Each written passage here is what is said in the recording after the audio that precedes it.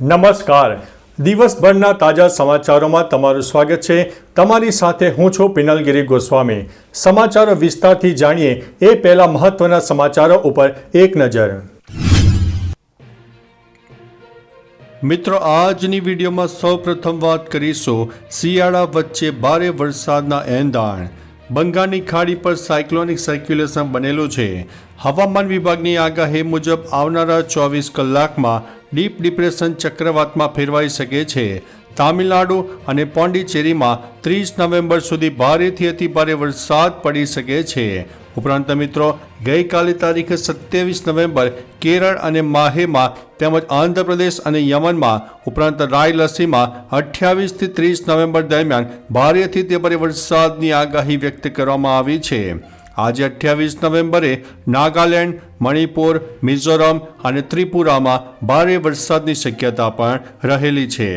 મિત્રો, અન્ય મહત્વના સમાચારની વાત કરીએ તો તમિલનાડુ પર ચક્રવાતી તોફાનનો ખતરો. 3 દિવસ સુધી ભારે વરસાદનું એલર્ટ આપવામાં આવ્યું છે. બીજી તરફ ઇઝરાયલ અને લેબનોન યુદ્ધ વિરામ માટે સંમત થયું છે. મણિપુરમાં તમામ શાળા અને કોલેજો અનિશ્ચિત સમય માટે બંધ કરવામાં આવી છે. હેમંત સોરેન સરકાર આજે ઝારખંડમાં શપથ લેશે. ખડગે અને રાહુલ ગાંધી હાજર રહેશે. પૂર્વ શાહી પરિવારના સભ્યો વચ્ચે વિવાદ બાદ ઉદયપુરમાં કલમ 163 લાગુ કરવામાં આવી છે. મિત્રો, અન્ય મહત્વના સમાચારની વાત કરીએ તો દિલ્હી પોલીસે નકલી નોટોનું રેકેટ ઝડપી પાડ્યું છે. રાજધાનીમાં નકલી ચલણનું પ્રિન્ટિંગ અને સર્ક્યુલેશન અટકાવવા કોઈ સંકેત દેખાઈ રહ્યા નથી. આ કેસમાં દિલ્હી પોલીસને મોટી સફળતા મળી છે. પોલીસની ટીમે નકલી નોટોના મોટા નેટવર્કનો પર્દાફાશ કર્યો છે. આઉટર નોર્થ ડિસ્ટ્રિક્ટના સોશિયલ સ્ટાફની ટીમે નકલી ભારતીય ચલણી નોટોના પ્રિન્ટિંગ અને વિતરણમાં સામેલ એક આરોપીની ધરપકડ કરી છે. આ સાથે તેના 3 સાથીઓની પણ ધરપકડ કરવામાં આવી છે. મિત્રો, અન્ય મહત્વના સમાચારની વાત કરીએ તો ચૂંટણી હારે ત્યારે ઈવીએમ ખરાબ, જીત્યા ત્યારે ક્યાંય નહીં, તેઓ સુપ્રીમ કોર્ટે જણાવ્યું છે. બેલેટ પેપર ચૂંટણી કરવાની માંગ કરતી અરજીને સુપ્રીમ કોર્ટે ફગાવી દીધી છે. કોર્ટે કહ્યું છે કે પાર્ટીઓને ઈવીએમથી કોઈ સમસ્યા નથી, તો તમને શું છે? અરજદારે કહ્યું છે કે ચંદ્રબાબુ નાયડુ અને YS જગનમોહન રેડ્ડી જેવા નેતાઓએ પણ ઈવીએમ ઉપર સવાલ ઉઠાવ્યા છે.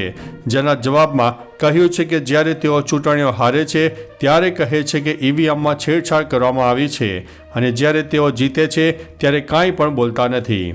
મિત્રો, અન્ય મહત્વના સમાચારની વાત કરીએ તો સર્ટી નહીં તો બાળકો શાળાએ નહીં આવે.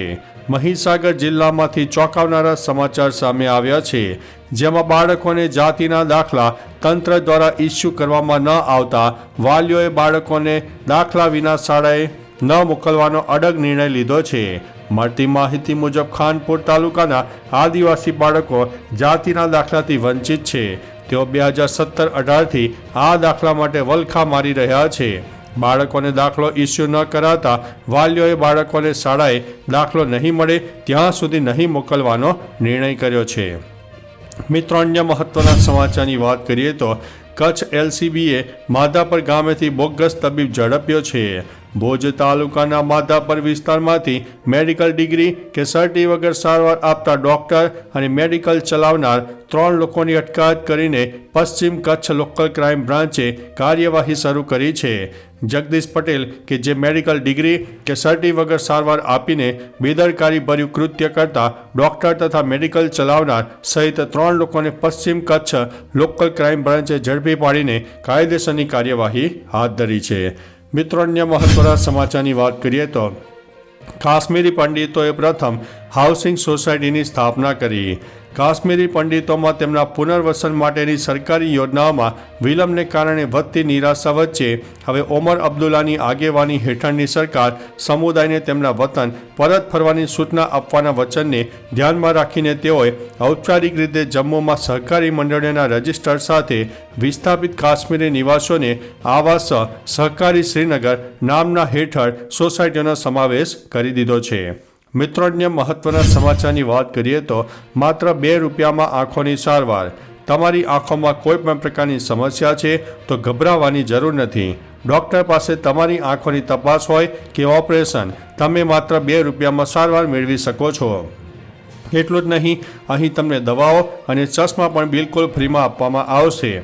સુપાઉલ સદર હોસ્પિટલમાં માત્ર ટેસ્ટ જ નહીં પરંતુ જો કોઈ વધારે સમસ્યા હોય તો પણ તેનું ઓપરેશન વિના મૂલ્યે કરવામાં આવે છે.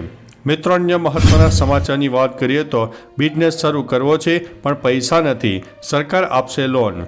જો કોઈ તમે વ્યવસાય શરૂ કરવા માંગતા હોય અથવા તો વ્યવસાયને વિસ્તારવા માંગો છો પણ તમારી પાસે પૈસા નથી તો ભારત સરકાર તમને તેમાં મદદ કરશે. પ્રધાનમંત્રી મુદ્રા યોજના હેઠળ નાના અને સૂક્ષ્મ ઉદ્યોગો સ્થાપતા લોકોને લોન આપે છે.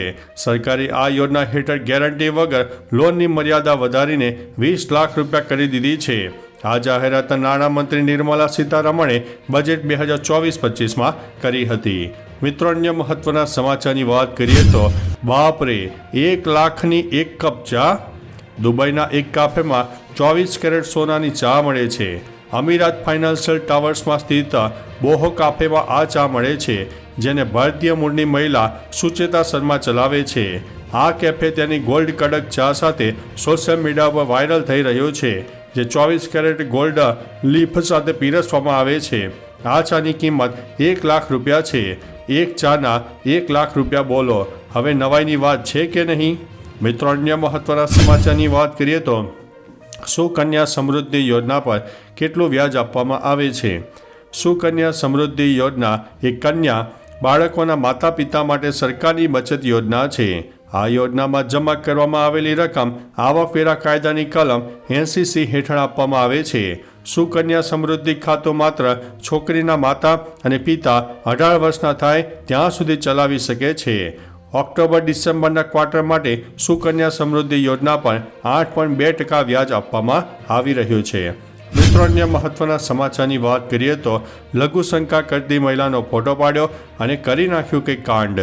ખેડાના ઠાસરામાં એક નરાધમે લઘુશંકા કરતી પરિણીતાનો ફોટો પાડ્યો અને તેના બહાને પરિણીતાને બ્લેકમેલ કરવાનું શરૂ કર્યું. નરાધમે બીભત્સ ફોટા પાડીને ફોટો ડિલીટ કરવાના બહાને 4થી વધુ વખત હોટલમાં લઈ જઈને દુષ્કર્મ આચર્યું હતું. આ મામલો હવે પોલીસ સ્ટેશન પહોંચ્યો છે. ડાકોર પોલીસ મથકે દુષ્કર્મની ફરિયાદ નોંધાઈ છે. આરોપીને ગણતરીના કલાકોમાં દબોચી લેવામાં આવ્યો છે. મિત્રો, અન્ય મહત્વના સમાચારની વાત કરીએ તો મણિપુરમાં ફરી એકવાર સ્થિતિ વણસી છે. મણિપુરમાં ફરી એકવાર વાતાવરણ ખરાબ બન્યું છે. લેટેસ્ટ માહિતી અનુસાર મણિપુર સરકારે કર્ફ્યુ વિસ્તારોમાં આવેલી તમામ શાળાઓ અને કોલેજો 27 નવેમ્બરથી અનિશ્ચિત સમય માટે બંધ રાખવાનો નિર્ણય લીધો છે. આગામી આદેશ ન આપવામાં આવે ત્યાં સુધી આ વિસ્તારમાં વર્ગો શરૂ કરવામાં આવશે નહીં. મેઈતેઈ સમુદાયના 55 વર્ષીય વ્યક્તિના ગુમ થયા બાદ ઇમ્ફાલ પશ્ચિમ જિલ્લાના ભાગોમાં તંત્રનો માહોલ છવાઈ ગયો હતો. તો ચાલો મિત્રો, ફરીથી દેશ અને દુનિયાના સુપરફાસ્ટ સમાચાર લઈને મળતા રહીશો. ત્યાં સુધી અમને રજા આપશો. નમસ્તે.